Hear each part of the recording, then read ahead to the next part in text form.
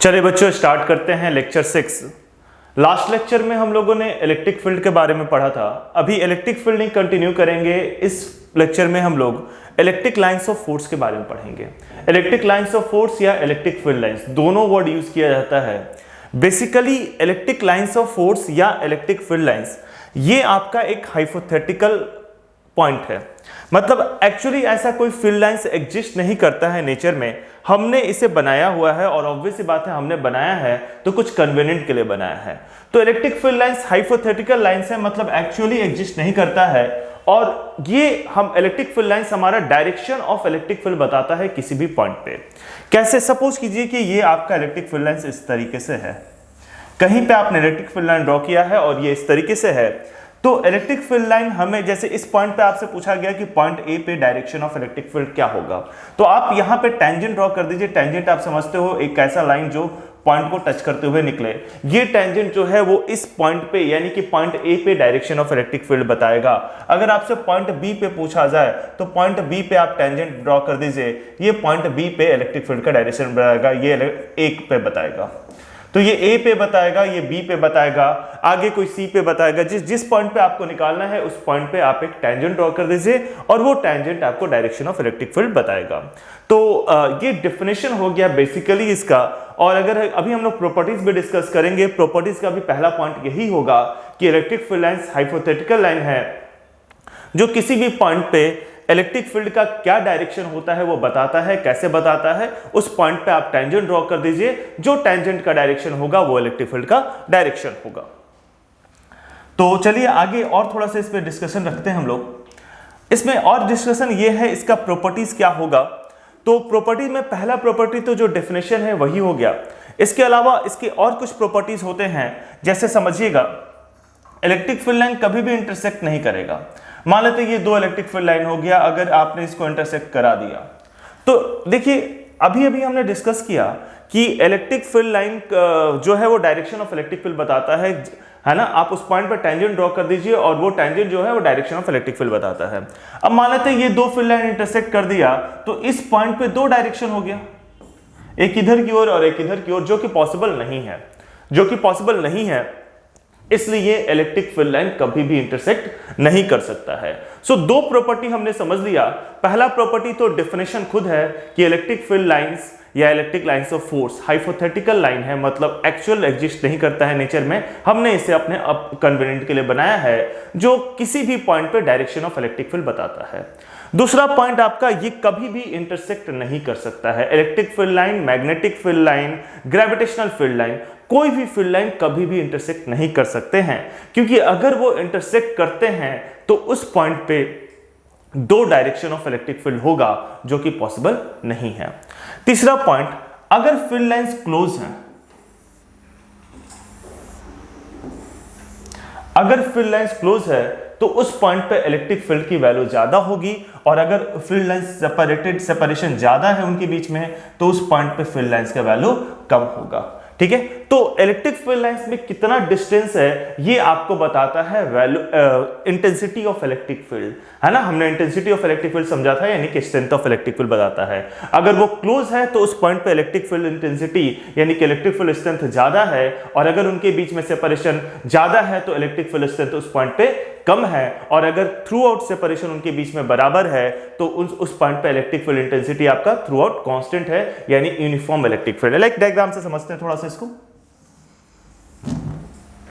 जैसे आपके पास कुछ ऐसा दिया हुआ है,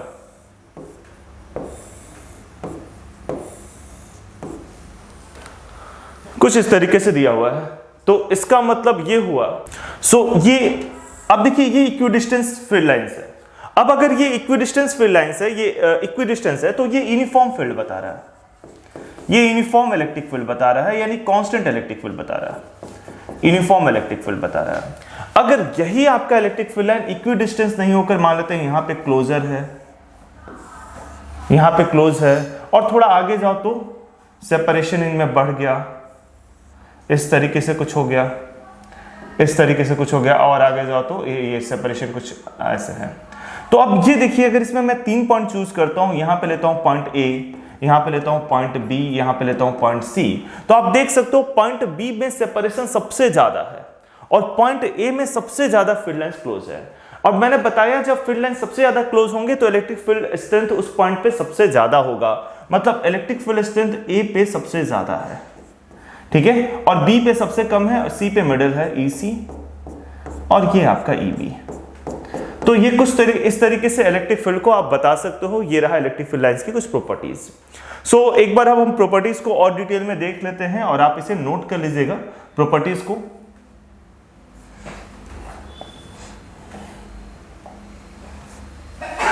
ये आपका प्रॉपर्टीज है, क्या क्या है जो मैंने आपसे डिस्कस किया, एक बार मैं रीड करते हुए चलता हूं इसमें।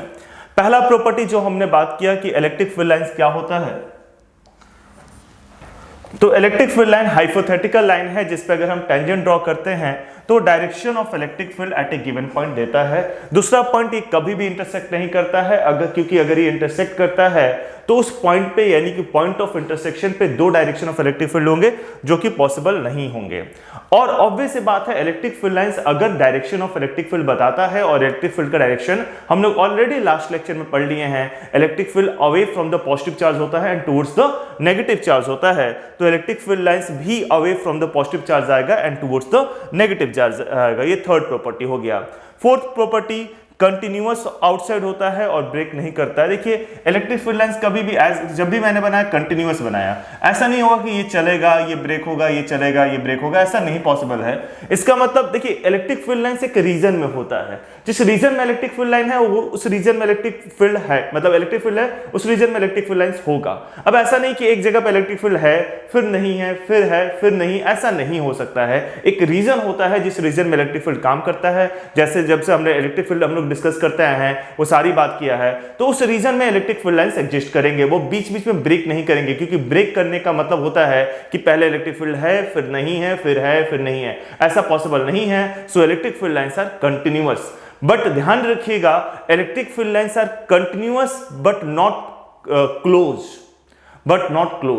Electric field lines are continuous but not close, जबकि मैग्नेटिक फील्ड लाइंस आगे पढ़ेंगे हम लोग, मैग्नेटिक फील्ड में इस बात को भी पढ़ेंगे, magnetic field lines are continuous and closed, ठीक है। Electric field lines are continuous but not closed. क्यों क्लोज नहीं होता है? क्योंकि चार्ज के अंदर कोई इलेक्ट्रिक फील्ड नहीं होता है। इस बात को थोड़ा और डिटेल में इसी लेक्चर में मैं बताऊंगा, but magnetic field lines are continuous and close, क्योंकि मैग्नेट के अंदर भी मैग्नेटिक फील्ड लाइंस होता है, ठीक है। अभी जब देखेंगे थोड़ा सा इसको और डिटेल में करेंगे जब डाइपोल का फील्ड लाइंस में आपको बताऊंगा। So electric field lines are continuous at the charge and they don't break. Number of electric field lines due to 1 coulomb charge is 1 by epsilon naught. ये पॉइंट याद रखिएगा। ये कहां से आया? तो ये आया है गॉस लॉ। गॉस लॉ इसी चैप्टर का लास्ट पॉइंट है। सो आई होप आपका 1-2 लेक्चर के बाद आ जाएगा, ठीक है। बहुत ही इंपॉर्टेंट भी है गॉस लॉ, और ये बात तो हमने अभी डिटेल में डिस्कस किया। EFL मतलब इलेक्ट्रिक फील्ड लाइंस, जहां भी EFL वर्ड यूज किया है मतलब इलेक्ट्रिक फील्ड लाइंस के लिए मैंने वर्ड यूज किया है EFL यानी इलेक्ट्रिक फील्ड लाइंस के लिए शॉर्ट वर्ड यूज किया है, इलेक्ट्रिक फील्ड लाइंस।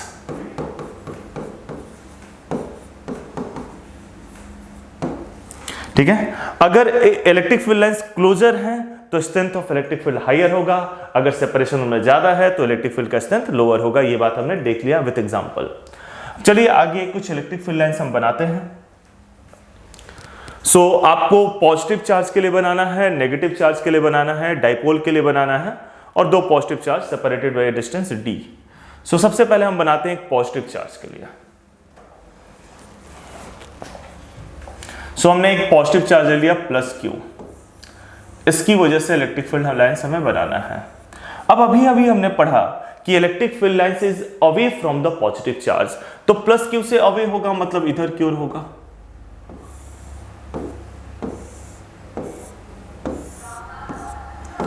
अवे होगा इस तरीके से,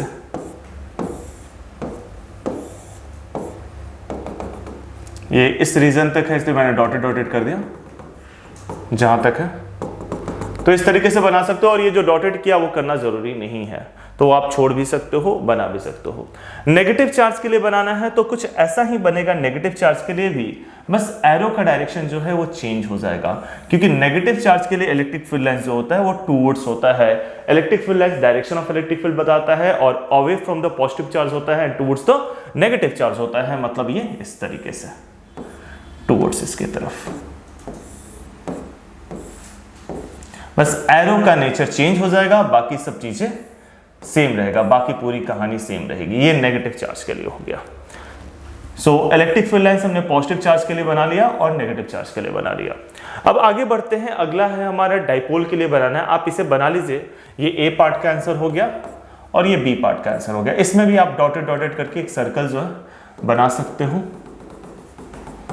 ये डॉटेड डॉटेड करके बनाया मैंने, ठीक है।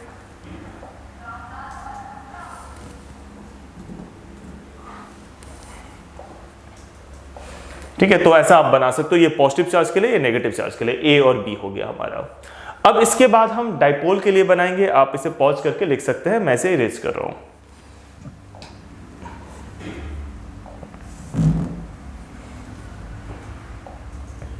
सो डाइपोल के लिए तो सबसे पहले डाइपोल क्या होता है, डाइपोल अभी हम लोग डिस्कस करेंगे थोड़ी देर में। अगला टॉपिक हमारा डाइपोल जाएगा, डिटेल में पढ़ेंगे डाइपोल, ठीक है। तो डाइपोल देखिए, डाइपोल होता क्या है। डाइपोल एक अरेंजमेंट है जिसमें दो चार्जेस, एक पॉजिटिव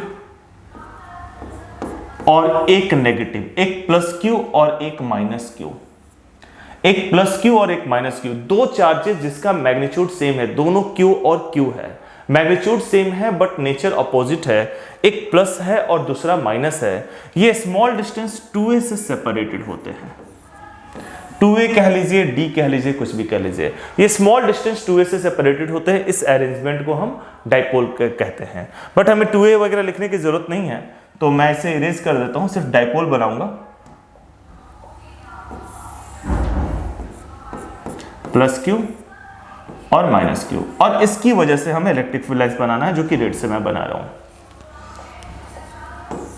प्लस क्यू हो गया, ये माइनस क्यू हो गया। So direction of electric field हम जानते हैं, direction of electric field away from the positive charge होता है and towards the negative charge होता है। मतलब इससे इलेक्ट्रिक फील्ड लाइंस निकलेगा, पॉजिटिव से निकलेगा, नेगेटिव में जाएगा, पॉजिटिव से निकलेगा, नेगेटिव में जाएगा, पॉजिटिव से निकलेगा, नेगेटिव में जाएगा, इस तरीके से, ठीक है। Away from the positive charge and towards the negative charge. इधर की ओर भी अवे दिखाएंगे हम इस तरीके से,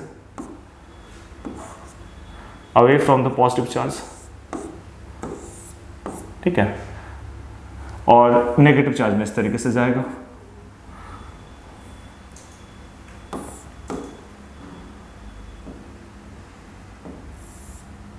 इस तरीके से, सॉरी,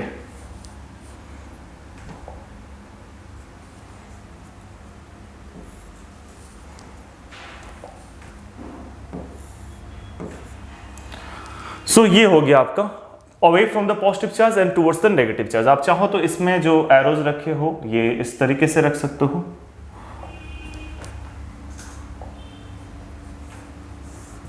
ताकि दिखे कि कंप्लीशन में हो रहा।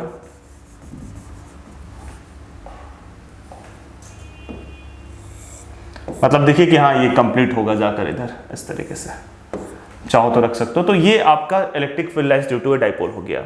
अब देखिए ये क्लोज लूप नहीं बना रहा, there is no field lines inside the charge. ये अगर यहां पे मेरे से आ गया तो गलती से यहां से स्टार्ट होगा। चार्ज के अंदर कोई फील्ड लाइंस नहीं होता है कि यहां से स्टार्ट होगा, there is no field lines inside the charge. तो ये कभी भी क्लोज लूप नहीं बनाता है। वहीं अगर मैग्नेट की बात करते हैं, जो आपने क्लास 10th में पढ़ा है और दोबारा हम पढ़ेंगे, मैग्नेट की वजह से जो फील्ड लाइंस होता है वो north to south outside the magnet होता है and south to north inside the magnet होता है, यानी कि वो एक क्लोज लूप बनाते हैं। तो magnetic field lines form close loop, जबकि electric field lines close loop नहीं बनाते हैं। They are continuous but not close, क्योंकि चार्ज के अंदर कोई फील्ड लाइंस नहीं होता है, ठीक है। और फर्दर ये हमेशा पॉजिटिव टू नेगेटिव होता है। तो this is the electric field lines due to a dipole. Electric field lines due to a dipole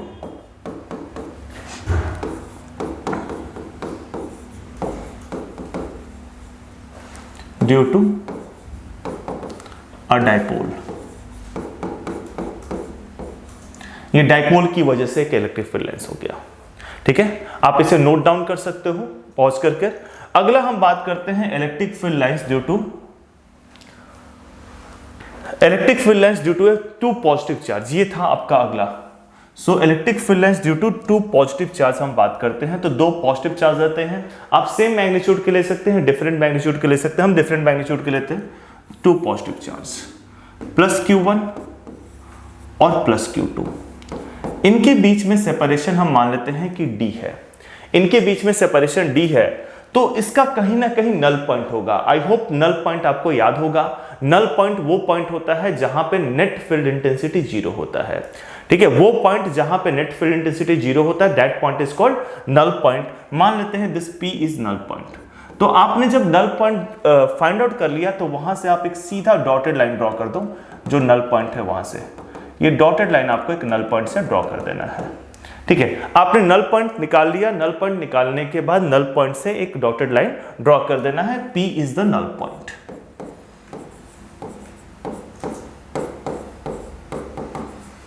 अब देखिए जो पॉजिटिव चार्ज है उसकी वजह से इलेक्ट्रिक फील्ड अवे होता है, ठीक है, और नेगेटिव चार्ज से टुवर्ड्स होता है, लेकिन यहां पे दोनों पॉजिटिव चार्ज है। तो इसलिए नल पॉइंट से आपको एक सीधा लाइन ड्रॉ करना है, क्योंकि यहां से जो इलेक्ट्रिक फील्ड लाइंस निकलेगा ये नल पॉइंट से आगे नहीं जाएगा और यहां से ये नल पॉइंट से आगे नहीं जाएगा, अदरवाइज ये दोनों एक दूसरे से इंटरसेक्ट कर जाते हैं। बट इंटरसेक्ट नहीं कराना है तो नल पॉइंट वो पॉइंट है जहां पे फील्ड इंटेंसिटी 0 होता है, यानी इसका फील्ड मेनली इधर इफेक्टिव रहेगा और इसका फील्ड मेनली इधर इफेक्टिव रहेगा। जाएगा इधर भी बट इसका इधर स्ट्रॉन्गर हो जाएगा। Q2 का फील्ड नल पॉइंट के इधर जाएगा बट Q1 का इधर स्ट्रॉन्गर रहेगा। हमने देखा था कि नल पॉइंट किस तरीके से निकालते हैं। P पे दोनों का फील्ड काम कर रहा होगा, लेकिन दोनों का field equal in magnitude, opposite in direction होगा, इसलिए नेट 0 हो जाएगा। यानी P पॉइंट नल पॉइंट के इधर इसका Q1 का फील्ड इफेक्टिव होगा और राइट हैंड साइड में नल पॉइंट के Q2 का फील्ड इफेक्टिव होगा। अब हम लोग बनाते हैं इलेक्ट्रिक फील्ड लाइंस Q1 की वजह से अवे फ्रॉम द चार्ज।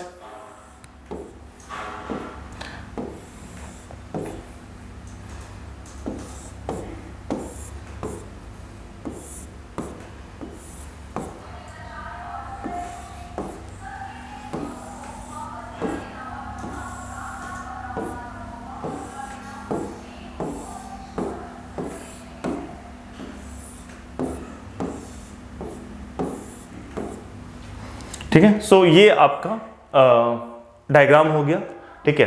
आप पॉज करके इसे बना सकते हैं। दो पॉजिटिव चार्ज की वजह से इलेक्ट्रिक फील्ड लाइंस कैसे होगा। रेड कलर से मैंने फील्ड लाइंस बनाया है, ठीक है। आप इसे पॉज करके लिख सकते हैं, ठीक है। सो आगे बढ़ते हैं। अगला क्वेश्चन है आपका, a charge is placed in front of A cylindrical conductor, draw electric lines of force. ठीक है, एक चार्ज एक सिलिंड्रिकल कंडक्टर के सामने रखा हुआ है। अब एक सिलिंड्रिकल कंडक्टर पहले तो हम बनाते हैं। ये रहा सिलिंड्रिकल कंडक्टर,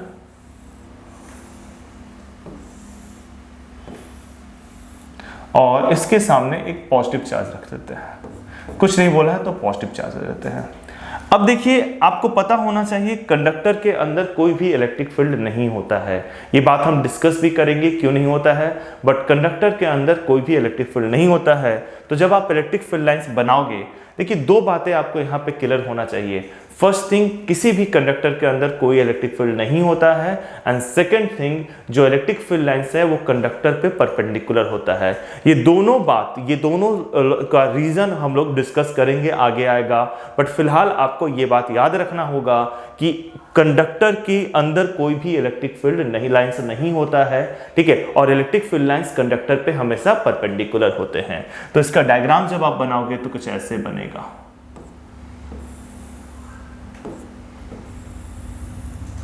इस पे परपेंडिकुलर जाएगा, जैसे भी जाए कंडक्टर के ऊपर परपेंडिकुलर जाएगा, और कंडक्टर के बाहर कोई फील्ड लाइंस, इधर तो ऐसे चला जाएगा।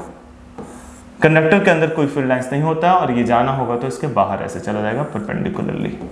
कंडक्टर के अंदर कोई फील्ड लाइंस नहीं, अंदर कोई फील्ड लाइंस हमें नहीं बनाना है। तो ये हुआ पॉजिटिव चार्ज की वजह से इलेक्ट्रिक फील्ड लाइंस, ठीक है। अगर एक पॉजिटिव चार्ज एक कंडक्टर के पास रखा हुआ है तो ये इसका आंसर है, आप नोट डाउन कर लीजिए। सो आई होप आपने इसको लिख लिया होगा। आगे बढ़ते हैं। अगला क्वेश्चन है कि आपके सामने एक फिगर है। अब देखिए, ऐसा मैंने भी डिस्कस किया था, अभी भी जस्ट डिस्कस किया था, बस डिफरेंस ये है कि ए और सी पे डिस्टेंस इक्वल है। मैंने बताया था कि अगर इलेक्ट्रिक फील्ड लाइंस में डिस्टेंस कम होगा, इलेक्ट्रिक फील्ड लाइंस क्लोजर होंगे, तो उस पॉइंट पे इलेक्ट्रिक फील्ड का स्ट्रेंथ ज्यादा होगा, यानी ए और सी पे इलेक्ट्रिक फील्ड का स्ट्रेंथ ज्यादा है।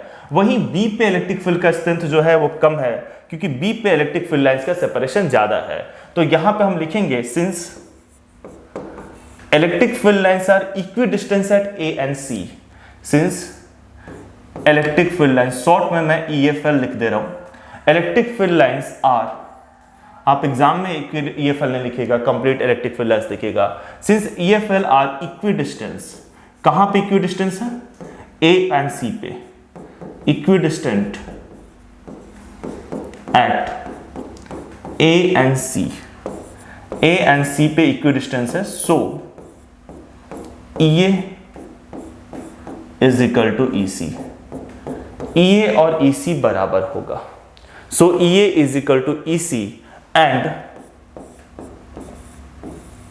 जो आपका EB होगा वो उस केस में आपका इलेक्ट्रिक फील्ड लाइंस का सेपरेशन बहुत ही ज्यादा है, तो EB will be very very smaller and at B they are at a very large distance,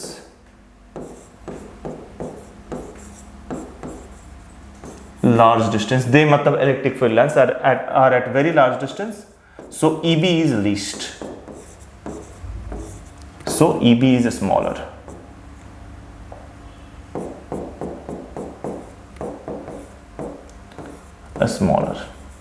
EB आपका छोटा होगा। सो कौन सा ऐसा ऑप्शन है जिसमें EB को छोटा बताया है और EA और EC को बराबर बताया है? पहले तो हम ये देखते हैं EA और EC बराबर किस में है। EA और EC बराबर इसमें है, सो ये दोनों में से कोई आंसर जाएगा। बट D में बोल रहा है कि EB बड़ा नहीं, EB तो सबसे छोटा है, so C is the answer, जिसमें बताया है EB छोटा है। C is the answer.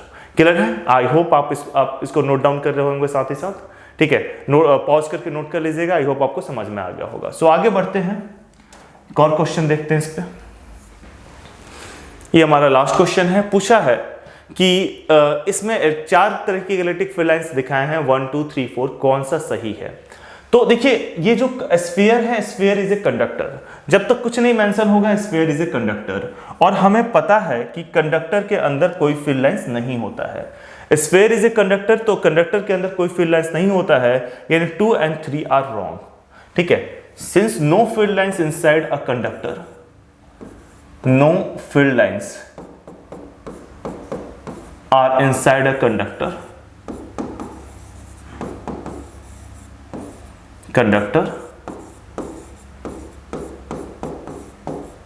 so 2 and 3 are wrong,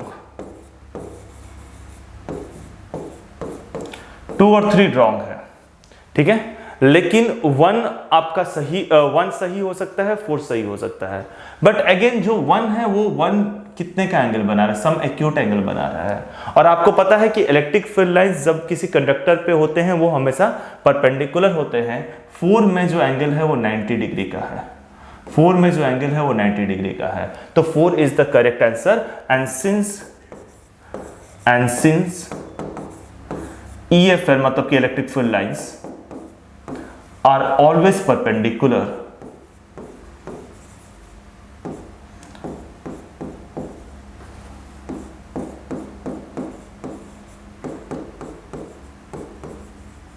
so 4th is the correct answer.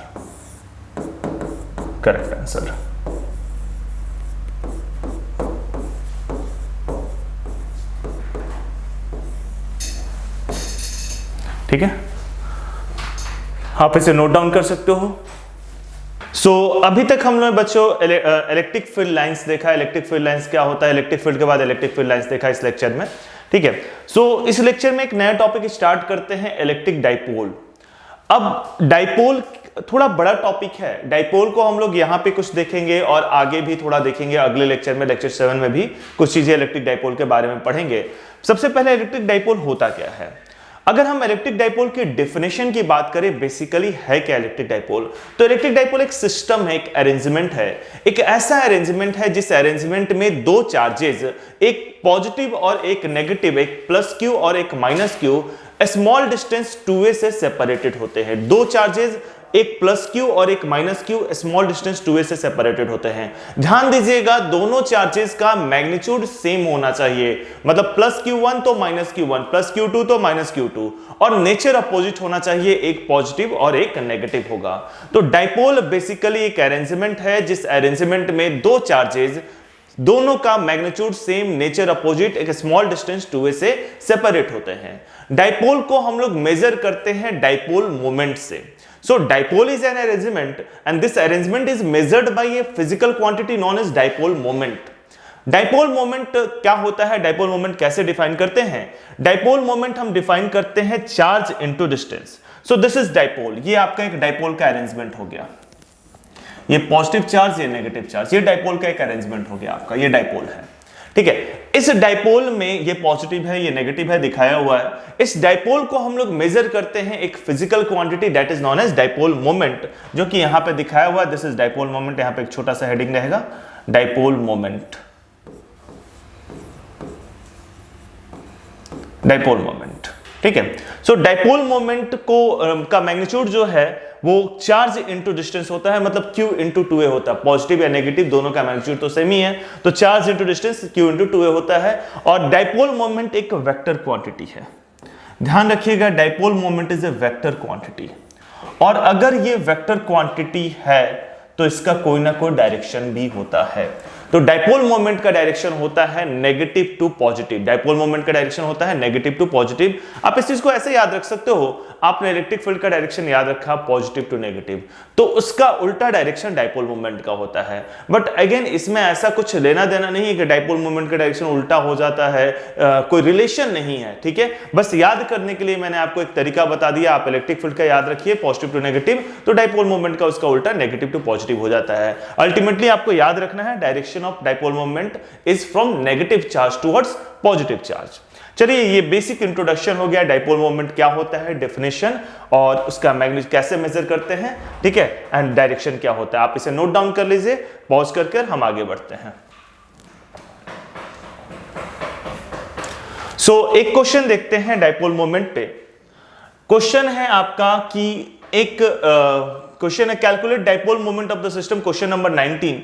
ABC आपका एक इक्विलेटरल ट्रायंगल है और यहां पे चार्जेस जो है वो +Q और -2Q रखा हुआ है। अब क्वेश्चन ये अराइज होता है कि ये डाइपोल कैसे बन रहा है, ठीक है। पहले तो यहां पे एक ब्रैकेट डाल देते हैं, क्वेश्चन 19 है ये, ठीक है। अब ये डाइपोल कहां दिख रहा है? डाइपोल में तो दो चार्जेस होने चाहिए, इक्वल मैग्नीट्यूड के, अपोजिट नेचर के। तो इस -2Q को दो पार्ट में आप ब्रेक कर दीजिए, एक -Q इसके साथ बनाएगा, ये डिस्टेंस a दे रखा है, ठीक है, -Q इसके साथ डाइपोल बनाएगा, और एक -Q यहां पे कर दीजिए, ये -Q इसके साथ डाइपोल बनाएगा, ठीक है। तो अब दो डाइपोल हो गए जो इंक्लाइंड होंगे 60 डिग्री पे, आप उसका रिजल्टेंट निकाल लीजिए। आप वीडियो पॉज करके ट्राई कीजिए, मैं अगले स्लाइड्स में इसको एक्सप्लेन करता हूं, इसका सॉल्यूशन। क्वेश्चन आई होप आपने लिख लिया होगा। देखिए,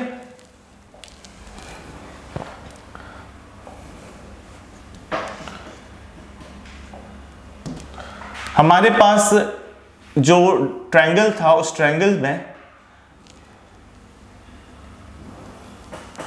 हम केवल दो साइड दिखाते हैं क्योंकि दो साइड से हमारा काम हो जाएगा। यहां पे नेगेटिव था, -2Q था, तो -2Q को हमने दो पार्ट में ब्रेक कर दिया था, एक -Q इसके साथ और एक -Q इसके साथ, और यहां पे +Q था और यहां पे +Q था। एक डाइपोल मोमेंट इधर की ओर बन जाएगा P1 क्या होगा? चार्ज इंटू डिस्टेंस, यानी कि Q इंटू डिस्टेंस। यहां पर डिस्टेंस 2a नहीं है, डिस्टेंस a है, तो Q इंटू a लेंगे, और इसमें भी डाइपोल मोमेंट हो जाएगा P2 हो जाएगा Q into a, charge into distance. इनके बीच में एंगल हमारा 60 डिग्री है। तो अगर हम देखते हैं तो इधर की ओर Q इंटू a है और इधर की ओर भी Q इंटू a है, और इन दोनों के बीच में एंगल 60 डिग्री है। अगर आप मैग्नीट्यूड वाइज देखो तो P1 और P2 का मैग्नीट्यूड बराबर है।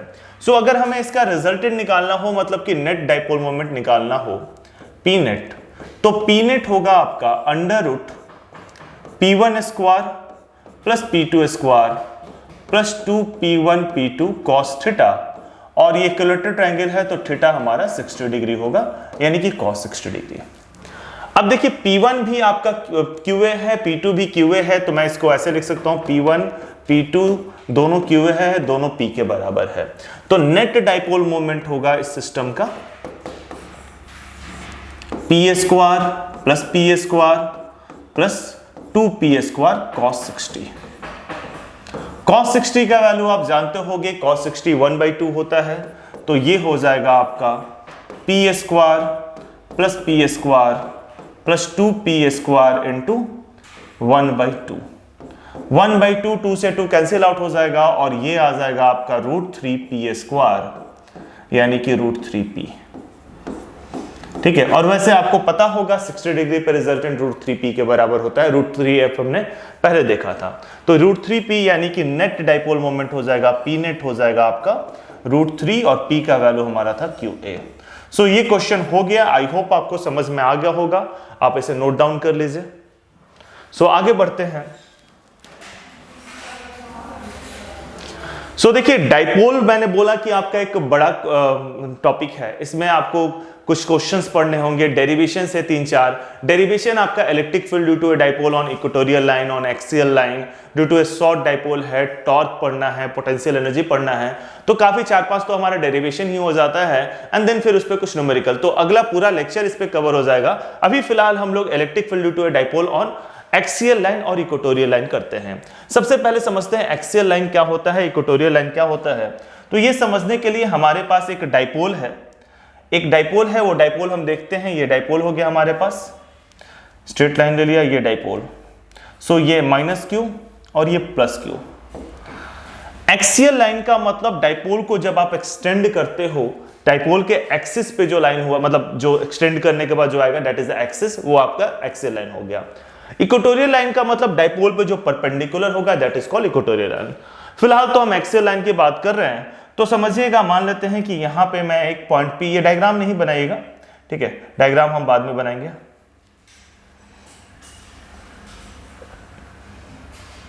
ये थोड़ा सा ये मान लेते हैं इधर की ओर है, ठीक है।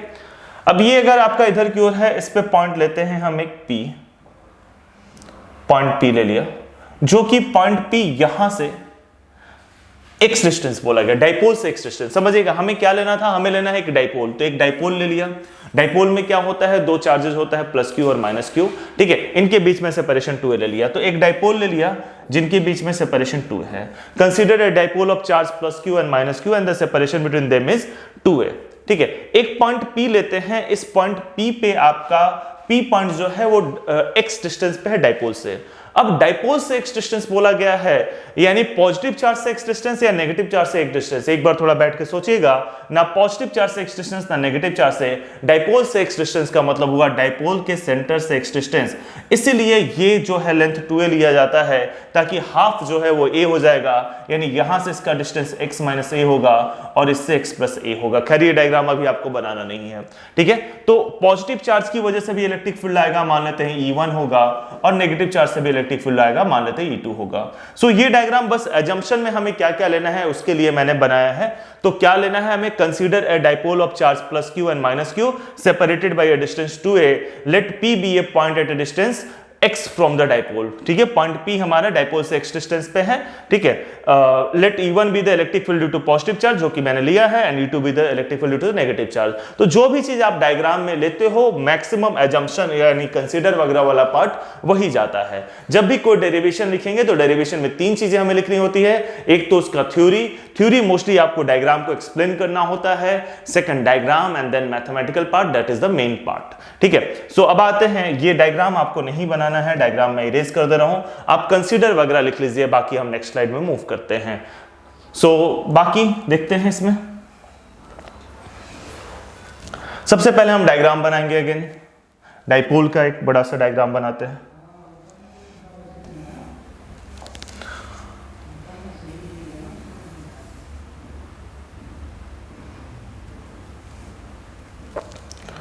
इस पे एक डॉटेड लाइन, एक तो पॉजिटिव चार्ज है, नेगेटिव चार्ज हम ले लेते हैं पहले। ये नेगेटिव चार्ज हो गया और ये पॉजिटिव चार्ज हो गया, +q। डॉटेड लाइन बना देते हैं।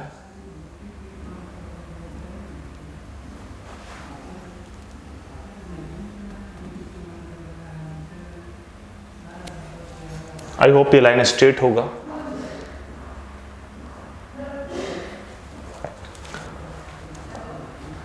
एक पॉइंट P लेते हैं यहां पे, जो कि डाइपोल से एक्स डिस्टेंस पे, डाइपोल के बीच में सेपरेशन कितना है, 2a है।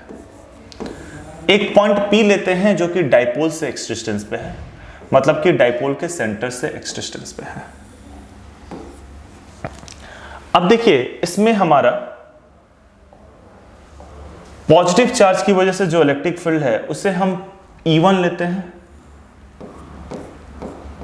अवे होगा, और नेगेटिव चार्ज से जो इलेक्ट्रिक फील्ड है, नेगेटिव चार्ज वो टुवर्ड्स होगा, उसे हम E2 लेते हैं, E2 लेते हैं।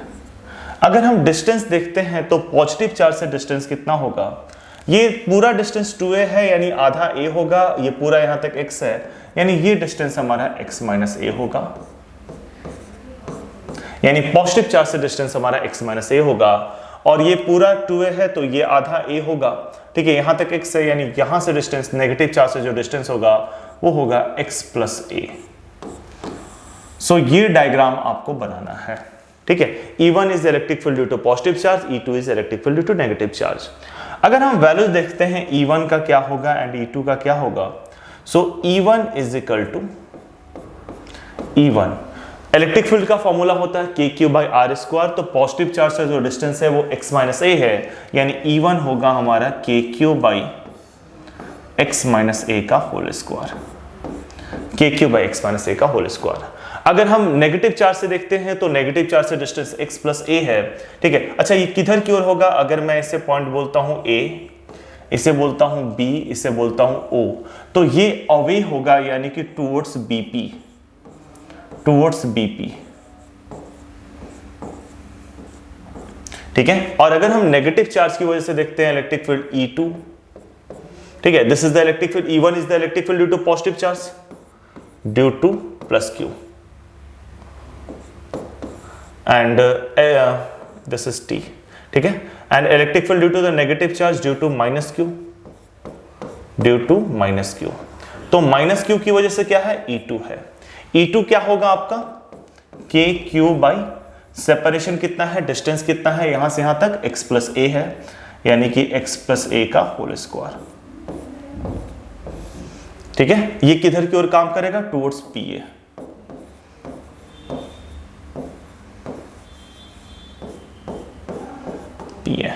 ठीक है। सो हमें नेट इलेक्ट्रिक फील्ड निकालना है, E नेट, ये E1 माइनस E2, ये E1 माइनस E2 होगा, ठीक है, क्योंकि E1 बड़ा है और E2 छोटा है और दोनों का डायरेक्शन अपोजिट है। सो E नेट हम कैलकुलेट करते हैं, यानी कि KQ by x minus a का whole square minus KQ by x plus a का होल स्क्वायर, ठीक है। KQ by x minus a का whole square minus KQ by x plus a का होल स्क्वायर। सो ये दोनों को हम माइनस करेंगे तो हमारे पास नेट इलेक्ट्रिक फील्ड आ जाएगा, ठीक है। आप यहां तक नोट डाउन कर लीजिए, मैं इसे इरेज करूंगा। आई होप आपने लिख लिया होगा।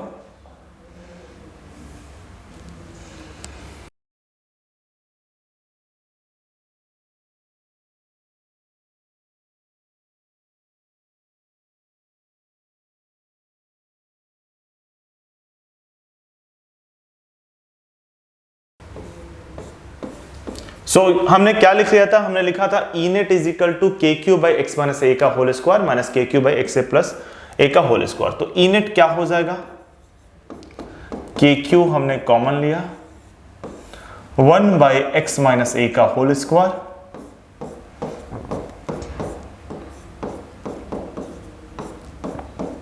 इसको हम सॉल्व करते हैं, ये क्या हो जाएगा, E net is equal to KQ x minus a का whole square minus x plus a का whole square, a minus b का whole square minus a plus b का होल स्क्वायर। सबसे पहले इसका एलसीएम लेते हैं, आपको पता है a minus b into a plus b, a square minus b square होता है, तो ये हो जाएगा x square minus a square का होल स्क्वायर, और इधर हो जाएगा x प्लस a का whole square minus x minus a का होल स्क्वायर। सो ये KQ x प्लस a का whole square minus x minus a का होल स्क्वायर। अब अगर इसको सिंप्लीफाई करते हैं तो आपको पता होगा a प्लस बी का whole square minus a minus B का होल स्क्वायर 4ab होता है, तो ये बन जाएगा आपका KQ x प्लस बी का x plus a plus B का whole square minus a minus B का होल स्क्वायर 4ab होता है। आप कैलकुलेट करके देख सकते हो, ठीक है। इसमें क्या होगा, x प्लस a का होल स्क्वायर में x square plus 2x plus a square, और इसमें क्या होगा x square minus 2x plus A square, तो माइनस साइन है तो एक्स स्क्वायर और ए स्क्वायर कैंसिल आउट हो जाएगा और माइनस 2x प्लस 2x हो जाएगा, तो फाइनली बचेगा 4ax। और वैसे भी आपको याद होना चाहिए a प्लस बी का होल स्क्वायर माइनस ए माइनस बी का होल स्क्वायर 4ab होता है, तो 4ax divide by x square minus a square का होल स्क्वायर। सो इसको हम सिंप्लीफाई करते हैं, बट आप इसे नोट डाउन कर लीजिए, थोड़ा ऊपर का हमें इरेज करना होगा। आई होप आपने नोट डाउन कर लिया होगा। जस्ट एक स्टेप काफी होगा हमारे लिए। सो यहां पे क्या हो जाएगा आपका ई नेट क्या बन जाएगा, इसे मैं सिंप्लीफाई कर रहा हूं, ये जो बचा हुआ है ये लास्ट स्टेप नहीं मिटा रहा हूं मैं, क्योंकि इसी को हम सिंप्लीफाई करेंगे। ई नेट हो जाएगा आपका, ये के क्यू है तो इसमें से आप के क्यू इंटू 2a एक साथ रख दीजिए, क्योंकि 2q इंटू 2a p के बराबर होता है।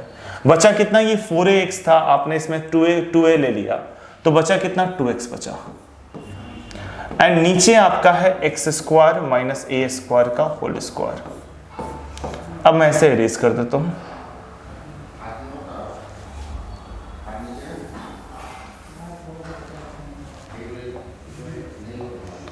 सो देखिए अब ये क्या होगा आपका, यूजुअली होता क्या है आपका a is very smaller than x, usually a is very smaller than x, as a is very smaller than x, क्योंकि डाइपोल आपका क्या चीज होता है, डाइपोल का एक एग्जांपल मैं दे रहा हूं आपका NaCl, Na पॉजिटिव और Cl नेगेटिव, ये एक आपका डाइपोल है। तो उस केस में बॉन्ड लेंथ जो है वो 2a के बराबर हुआ, जो कि काफी छोटा होगा। और अगर आप एक डिस्टेंस x लेते हो तो x डिस्टेंस अप्रिसिएबल अमाउंट में होगा, आपका 20 सेंटीमीटर होगा, 20 सेंटीमीटर होगा, ठीक है, तो कंपैरेटिवली काफी बड़ा होगा। सो x is very greater than a, और अगर बहुत बड़ा है तो x के हायर पावर और a के हायर पावर का एडिशन और सब्ट्रैक्शन है, तो उस केस में आप a के हायर पावर को इग्नोर कर सकते हो। जब भी कोई नंबर काफी छोटा होता है दूसरे नंबर से, तो उसके हायर पावर को एडिशन और सब्ट्रैक्शन में हम इग्नोर कर देते हैं, ठीक है। यानी यहां पे केवल एक्स स्क्वायर आएगा, यानी हमारे पास होगा E net is equal to के क्यू इंटू 2x मतलब कि p, और ये हो गया आपका 2x by x square minus a square का होल स्क्वायर, यानी कि x4 हो जाएगा, ठीक है। और इसे अगर आप सॉल्व करते हो, ये एक 2 भी हमारा है, तो इसे सॉल्व करते हो तो ये x से एक x कैंसिल आउट हो जाएगा, ये आएगा 2kp by x cube. This is the electric field due to a dipole on axial line, this is the electric field due to dipole on axial line. ये पूरा आपको देखना होगा। अच्छा, 2kp बाई एक्स क्यू जब आता है जब a is very less than x, जो कि यूजुअली होता है, अगर नहीं होगा तो ये आपका आंसर है। आप यहां तक नोट कर लो। इस लेक्चर में हम यहीं तक रखते हैं, बाकी अगला डाइपोल और चलेगा, डाइपोल थोड़ा बड़ा है टॉपिक, तो अगला लेक्चर पूरा चलेगा। Thank you.